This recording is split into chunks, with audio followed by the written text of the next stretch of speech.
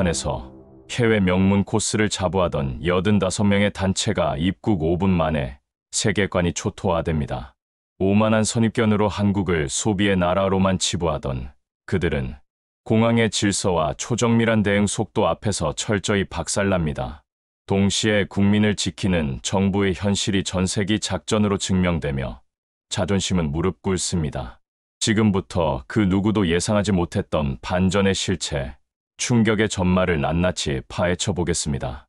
저는 소위 명문 코스라 불리는 국제학교 졸업반 85명 중 한 명이었습니다. But seriously, look at your nose is like it's not common for Koreans to have a pointed nose. 우리에게 한국은 그저 소비하기 좋은 나라, 그 이상도 이하도 아니었습니다. K-팝과 쇼핑 콘텐츠가 전부일 것이라 단정했습니다. 이런 생각은 저뿐만이 아니었습니다. 제 주변의 모든 친구가 비슷한 생각을 공유했습니다. 그것이 우리가 배운 세상의 전부였네요. 돌아보면 참으로 오만한 편견이었습니다. 저희 85명은 스스로를 특별하다고 여겼습니다. 장차 세상을 이끌어갈 리더가 될 것이야 자부했죠. 그런 저희에게 한국 여행은 일종의 가벼운 휴식처럼 느껴졌습니다. 무언가를 배우거나 느낄 것이 있다고는 상상조차 하지 않았습니다. 그저 얼마나 화려하게 소비할 수 있을까에만 관심이 있었습니다. 지금 생각하면 부끄럽지만 그것이 당시 저희의 솔직한 수준이었습니다. 저희는 단단한 편견의 껍질 속에 갇혀 있었던 겁니다. 그 껍질이 곧 깨지리라고는 꿈에도 몰랐네요. 출발하기 직전 저희 85명이 모인 단체 채팅방은 기대감으로 떠들썩했습니다. 대화의 대부분은 한국에서 살 명품 목록에 관한 것이었죠. 한 친구는 이번 기회에 백화점을 통째로 사오겠다는 농담을 던졌습니다. 저는 그 말에 망설임 없이 웃으며 좋아요 이모티콘을 눌렀습니다. 그것이 우리의 당연한 대화 방식이었습니다. 누구도 그런 태도를 문제 삼지 않았죠. 오히려 그런 과시적인 농담을 즐기는 분위기였습니다. 저희는 그저 즐거웠습니다. 저희에게 그 여행은 부를 과시하는 또 다른 무대였을 뿐입니다. 그 나라의 문화나 사람을 존중하는 마음은 조금도 없었습니다. 지극히 물질적이고 피상적인 가치관에 사로잡혀 있었죠. 그것이 당연하다고 여겼던 제 자신이 지금은 무척 낯설게 느껴집니다. 돈으로 모든 것을 살 수 있다는 믿음이 얼마나 위험한지 몰랐습니다. 그 오만함이 저희의 눈을 완전히 가리고 있었네요. 당시의 저희는 참 어리석었던 것 같습니다. 돌아보면 한없이 부끄러운 순간입니다. 여행을 인솔하시던 지도 교수님의 말씀은 그런 저희의 편견을 더욱 굳건하게 만들었습니다. 그분은 한국의 시스템이 겉모습만 번지르르하다고 평가하셨죠. 그 안에는 어떤 깊이나 철학도 없다고 단언했습니다. 저는 그 말을 들으며 고개를 끄덕였습니다. 교수님의 권위 있는 한마디가 제 생각에 확신을 더해주었습니다. 스스로는 합리적인 판단을 한다고 믿었지만 사실은 그렇지 않았습니다. 저는 그저 제 편견을 확인받고 싶었을 뿐입니다. 제 마음속에는 내가 서 있는 곳이 세상의 중심이라는 오만한 생각이 깊게 자리 잡고 있었습니다. 교수님의 말씀은 그 오만함에 기름을 부은 셈이 되었죠. 다른 가능성을 생각해 볼 여유조차 없었습니다. 이미 모든 답을 알고 있다고 착각했습니다. 그렇게 저희는 편견으로 가득 찬 마음을 안고 비행기에 올랐습니다. 곧 마주하게 될 진실을 전혀 알지 못한 채였습니다. 창밖의 구름을 보며 한국에서의 쇼핑 목록을 떠올렸네요. 참 한심한 생각이었습니다. 비행기 안에서 작은 소동이 있었습니다. 제가 좌석 위 짐칸에 캐리어를 올리다가 손이 미끄러졌습니다. 균형을 잃은 가방에서 물건들이 통로로 쏟아져 내렸죠. 순간 당황해서 얼굴이 붉어졌습니다. 주변의 시선이 제게로 쏠리는 것이 느껴졌습니다. 그때 한 승무원이 조용히 제게 다가왔습니다. 그녀는 곤란해하는 저를 나무라지 않았습니다. 그저 묵묵히 제 물건을 주워주었죠. 그녀는 말없이 쪼그려 앉아 쏟아진 짐들을 주워 담기 시작했습니다. 그리고는 제게 물건을 건네며 낮은 목소리로 속삭였습니다. 손을 다치실 뻔했다며 저를 걱정하는 말이었습니다. 그 짧은 문장이 이상하게 제 마음에 남았습니다. 하지만 저는 곧 그 감동을 애써 지워버렸죠. 그저 서비스 교육을 잘 받은 전문가의 능숙한 대응일 뿐이라고 생각했습니다. 그 이상의 의미를 두는 것이 불필요하다고 여겼네요. 참 어리석은 판단이었습니다. 비행기 문이 열리고 저희 85명은 들뜬 마음으로 게이트를 빠져나왔습니다. 인천공항의 첫인상은 깨끗하고 정돈되어 있었습니다. 하지만 저희는 시끄럽게 떠들며 그 고요함을 깨뜨렸죠. 그리고 정확히 5분 뒤 사건이 터지고 말았습니다. 우리 팀원 중 한 명의 여권이 사라진 것입니다.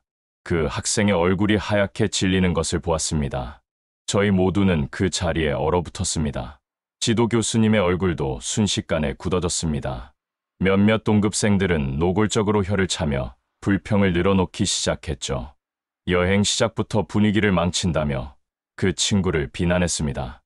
그 순간 안내 카운터의 한 직원이 저희 쪽으로 다가왔습니다. 그녀는 놀랍도록 차분한 태도를 유지하고 있었네요. 그녀의 침착함이 오히려 저희의 소란을 도드라지게 만들었습니다. 저희는 어쩔 줄 몰라 발만 동동 구르고 있었습니다. 그 직원은 유창한 중국어와 영어로 상황을 파악하기 시작했습니다. 저희를 안심시키는 그녀의 목소리에는 묘한 힘이 있었죠. 그녀는 곧바로 보안요원과 짧게 눈빛을 교환했습니다.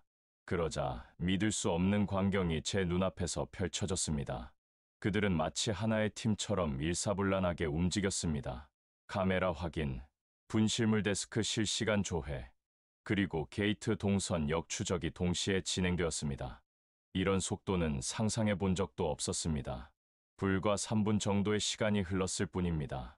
여권은 저희가 비행기에서 내렸던 탑승교 앞 의자에서 발견되었습니다. 직원은 여권을 건네며 긴장해서 잠시 놓고 가신 것 같다고 말했습니다. 여행의 시작은 웃음으로 하셔야 한다는 따뜻한 말도 덧붙였죠. 그 미소 앞에서 불평하던 우리 모두는 아무 말도 하지 못했습니다. 저는 속으로 중얼거렸습니다. 이건 훈련된 배려의 속도다. 제 단단했던 껍질에 첫 번째 균열이 생기는 순간이었습니다. 공항철도 표를 사자마자 제 휴대폰에는 강력한 무료 와이파이 신호가 잡혔습니다. 속도를 확인해 보니 믿을 수 없을 만큼 빨랐죠. 전광판은 분 단위로 열차의 도착과 출발을 정확히 예고했습니다. 열차는 실제로 시계처럼 정확하게 플랫폼으로 들어왔습니다. 객실 안에서 누군가가 큰 캐리어로 아이의 발을 살짝 밟는 일이 있었습니다. 저는 속으로 불평이 터져 나올 것이라 예상했습니다. 그런데 아이의 부모보다 주변의 다른 승객들이 먼저 괜찮냐고 물었습니다. 한 할머니가 서 계시자 여러 명의 젊은이들이 동시에 자리에서 일어나는 모습도 보았죠. 열차는 단 1초의 오차도 없이 정시에 서울역에 도착했습니다. 너무나도 명확한 환승 표지판 덕분에 혼란에 빠질 뻔했던 우리 85명은 자연스럽게 흩어질 수 있었습니다. 공항에서 들었던 우리의 속도라는 말이 다시 떠올랐습니다. 이곳의 질서는 정말 놀라웠습니다. 숙소에 체크인한 후 저희는 가이드가 추천한 무인 카페에 들렀습니다. 입구 안내문에는 서로를 믿고 배려하는 문화에 동참하는 공간이라는 문구가 적혀 있었죠. 저는 그 말을 믿지 않았습니다. 하지만 카페 안의 풍경은 제 생각을 완전히 뒤집었습니다. 테이블 위에는 주인이 없는 노트북과 가방, 고가의 헤드폰이 그대로 놓여 있었습니다. 아무도 그것을 훔쳐갈 걱정을 하지 않는 듯했습니다. 누구도 그 물건들에 손을 대지 않았습니다. 키오스크로 주문과 결제를 마치자 로봇 바리스타가 제게 음료를 건네주었습니다. 기계음마저 따뜻하게 들리는 듯했네요. 저는 친구에게 어떻게 이런 시스템이 유지될 수 있는지 물었습니다. 사람들은 다음 사람을 위해 자리를 깨끗이 정리하고 있었습니다. 그때 깨달았습니다. 이 나라의 시스템은 기술이 아니라 신뢰가 움직이고 있다는 사실을 말입니다. 그날 저녁 호텔 로비에서 부끄러운 사건이 일어났습니다. 팀 동료 한 명이 카운터 직원에게 아주 무례한 농담을 던졌습니다. 우리 같은 관광객이 와주니까 당신들 경제가 돌아가는 것 아니냐는 말이었죠. 그 말이 나오는 순간 주변의 공기가 차갑게 얼어붙었습니다. 로비에 있던 다른 손님들이 일제히 저희를 쳐다보았습니다. 저는 정말 숨고 싶었습니다. 저는 얼굴이 화끈거려 고개를 들 수 없었습니다. 동료의 오만함이 마치 저의 오만함처럼 느껴졌기 때문입니다. 하지만 직원은 당황한 기세가 없이 미소를 잃지 않았습니다. 그녀는 잠시 침묵한 뒤 침착하게 입을 열었습니다. 그녀의 태도는 놀라울 정도로 평온했습니다. 그 평온함이 오히려 제 동료의 무례함을 더욱 돋보이게 만들었습니다. 저는 그 직원의 눈을 마주칠 용기가 나지 않았습니다. 직원은 저희에게 와주셔서 감사하다고 정중하게 말했습니다. 그리고 누구나 서로에게는 소중한 손님이라는 말을 덧붙였죠. 서로의 손님이라는 그 한마디가 제 귓가에 오래도록 맴돌았습니다. 저는 동료에게 그 말이 좀 과했다고 조용히 말했습니다. 그는 제 눈을 피하며 아무 대답도 하지 않았습니다. 그는 자신의 말이 얼마나 큰 결례였는지 깨달았을까요? 그날 밤, 지도 교수님은 여행이 학습의 과정이라는 짧은 메시지를 남겼습니다. 저는 내내 마음이 무거웠습니다. 말의 품격이 한 도시의 온도를 바꾼다는 것을 처음 느꼈기 때문입니다. 숙소로 돌아오는 길에 저는 제 메모장에 한 문장을 적었습니다. 말은 그 사람의 국기다. 그날 밤, 저는 제 자신의 모습을 되돌아보며 깊은 부끄러움을 느꼈습니다. 잠을 이루기 어려웠습니다. 다음 날, 저희는 계획을 바꿔 인천의 오래된 시장 골목을 찾았습니다. 그곳에서 백반집이라는 낡은 간판을 발견했습니다. 작은 식당 문을 열자 따뜻한 김이 얼굴을 감쌌죠. 자리에 앉자마자 아주머니는 작은 반찬들을 끝도 없이 식탁 위에 놓아주셨습니다. 김치, 콩나물 무침, 고등어 조림, 그리고 미역국이었습니다. 그 정성에 입이 벌어졌습니다. 따끈한 국에서는 그리운 집 냄새가 났습니다. 아주머니는 멀리서 왔으면 배불리 먹어야 한다고 툭 말씀하셨죠. 이 모든 것이 단돈 9,000원이라는 말이 믿기지 않았습니다. 제 동료 하나가 놀라 눈을 크게 뜨며 되물었습니다. 아주머니는 모자라면 얼마든지 더 가져다 먹으라며 웃으셨습니다. 저는 첫 숟갈을 뜨는 순간 이상하게 코끝이 찡해졌습니다. 저는 수저를 잠시 내려놓을 수밖에 없었습니다. 그런 저를 보며 아주머니가 다시 한번 웃으셨습니다. 하루가 든든해야 사람이 버티는 법이라는 말이었습니다. 그 목소리에 담긴 따뜻함에 저는 그만 울컥하고 말았습니다. 제 안에 단단했던 껍질이 완전히 부서져 내리는 소리가 들렸습니다.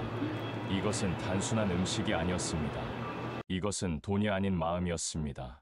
이것은 돈이 아니라 마음으로 건네는 온기였습니다. 부의 크기보다 따뜻함의 온도가 사람을 살린다는 것을 깨달았죠. 저는 그 밥 한 그릇에서 진정한 배움을 얻었습니다. 제 오만함이 얼마나 보잘것없었는지 절실히 느꼈습니다. 중국에서 경험했던 그 어떤 화려한 만찬보다 이 9,000원짜리 식사가 제 마음을 깊이 울렸습니다. 저는 그 따뜻함을 잊을 수 없을 겁니다. 젊은 시절부터 해외를 오가며 넓은 세상을 경험했다고 자부했죠. 하지만 캄보디아에서 터진 작은 사건 하나가 제가 평생 쌓아 올렸던 모든 자부심과 확신을 송두리째 무너뜨릴 줄은 꿈에도 몰랐습니다. 며칠 전 무심코 켠 뉴스 화면 속에서 낯선 한국 대학생의 얼굴을 보게 되었습니다. 캄보디아 현지에서 불미스러운 사건에 휘말려 폭행을 당했다는 안타까운 소식이었죠. 그저 스쳐 지나갈 수 있는 수많은 국제 뉴스 중 하나라고 생각했습니다. 하지만 바로 다음 날 한국 정부가 단 하루 만에 긴급 대책반을 꾸렸다는 속보가 전해졌습니다. 한국 외교부 자국민 구출 작전 개시라는 자막 아래 제 눈을 의심하게 만드는 한 줄이 더 떠 있더군요. 국제법 위반 논란에도 자국민 보호 최우선. 저는 실소를 터뜨리고 말았습니다. 위법의 가능성을 알면서도 행동에 나선다고 설마 그럴 리가 있겠냐는 비웃음이었죠. 하지만 그것은 저의 어리석은 착각이었습니다. 한국은 정말로 전 세기를 띄워 자국민을 데려왔습니다. 국제법이든 외교적 마찰이든 그들에게는 아무런 문제가 되지 않는 듯 보였네요. 국민을 지키는 것이 먼저다. 그 단호한 한 문장이 전 세계 뉴스의 헤드라인을 화려하게 장식했습니다.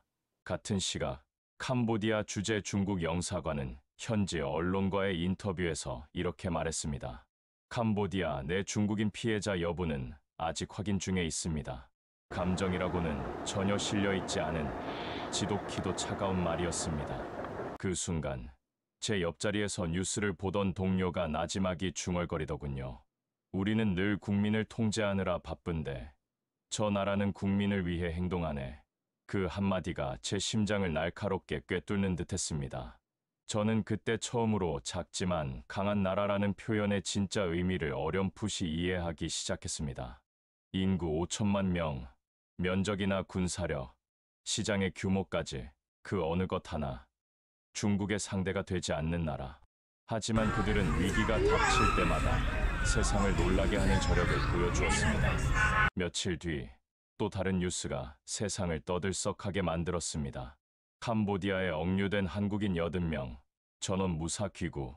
현지 당국이 국제법을 근거로 강하게 반발했지만 한국 정부는 한치도 물러서지 않았습니다. 그리고 기자회견장에서 단호한 목소리로 세상에 선포했죠. 국민의 생명보다 중요한 법은 세상에 존재하지 않습니다. 저는 그 말을 녹화된 영상으로 3번이나 반복해서 들었습니다. 제가 사는 이 거대한 나라에서는 단 한 번도 들어볼 수 없었던, 아니 상상조차 해본 적 없는 문장이었습니다. 그 시각 중국의 뉴스 댓글창에는 조용한 탄식과 부러움 섞인 댓글들이 조용히 이어지고 있었습니다. 저게 진짜 나라지. 우리는 숫자만 많을 뿐 서로에 대한 믿음은 없잖아. 그날 밤 저는 잠 못 이루고 스스로에게 물었습니다. 우리는 어째서 국민을 지키는 당연한 일을 이토록 부끄러워하고 망설이는 것일까? 며칠 후 저는 인천행 비행기에 몸을 씌웠습니다. 그 작은 나라가 보여준 놀라운 힘의 규모를 제 눈으로 직접 확인하고 싶다는 강렬한 열망 때문이었죠. 그리고 공항에 도착한 첫 순간 저는 숨을 잠시 멈춰야 했습니다. 수많은 인파 속에서도 완벽하게 유지되는 정돈된 질서, 그 자체만으로도 제게는 커다란 충격이었습니다. 입국 심사는 5분도 채 걸리지 않았고 직원들의 말투는 기계적이었지만 차분하고 정확했습니다. 제가 수화물을 찾기 위해 벨트 앞에 서기도 전에 제 가방은 이미 저를 기다리고 있더군요. 이게 어떻게 가능한 일이냐고 넋을 잃고 중얼거리자 옆에 서 있던 한 한국인이 웃으며 말했습니다. 당연한 일인거려. 이곳에서 시간은 곧 신뢰를 의미하거든요. 시간이 신뢰다. 그 짧지만 깊은 울림을 주는 말이 제 머릿속을 떠나지 않았습니다. 공항을 빠져나와 을왕리 해변으로 향했습니다. 해가 저물 무렵 들어간 작은 식당의 주인 부부는 제가 중국인이라는 사실을 알자 오히려 더 환한 미소로 반겨주었습니다. 멀리서 오느라 고생 많았다며 한국은 지낼만 하냐고 묻는 그 따뜻한 물음에 저는 갑자기 목이 메어왔습니다. 낯선 나라에서 누군가 저의 안부를 이토록 진심으로 물어봐 준 것은 처음이었기 때문입니다. 다음 날 찾은 명동의 풍경은 제가 기억하던 것과는 사뭇 달랐습니다. 예전에는 중국인 관광객들로 발 디딜 틈 없었던 거리가 이제는 동남아와 유럽에서 온 다양한 국적의 관광객들로 새로운 활기를 띠고 있었습니다. 함께 길을 걷던 친구가 웃으며 말하더군요. 중국인들이 사라져서 다 망할 거라고들 했지만 보란듯이 더 활기차졌지. 한국은 위기 속에서 무너지는 게 아니라 오히려 새롭게 다시 피어나는 나라야. 그 말이 이상하게도 제 가슴에 깊이 박혔습니다. 우리는 위기를 감추고 덮으려 애쓰지만 그들은 위기를 통해 스스로의 가치를 증명해내고 있었습니다. 인천 소래포 시장에 들렀을 때 저는 또 한 번 놀라지 않을 수 없었습니다. 연세 지긋한 할머니 상인들이 너무나도 자연스럽게 QR코드로 결제를 받는 모습을 보았기 때문입니다. 현금 대신 스마트폰을 건네며 감사합니다라고 웃는 그 모습이 상하이의 그 어떤 거대한 빌딩보다 더 인상적으로 다가왔습니다. 길거리의 작은 노점상조차 신뢰를 기반으로 거래하는 나라. 이것이 진짜 선진국의 모습이 아닐까 하는 생각이 들었습니다.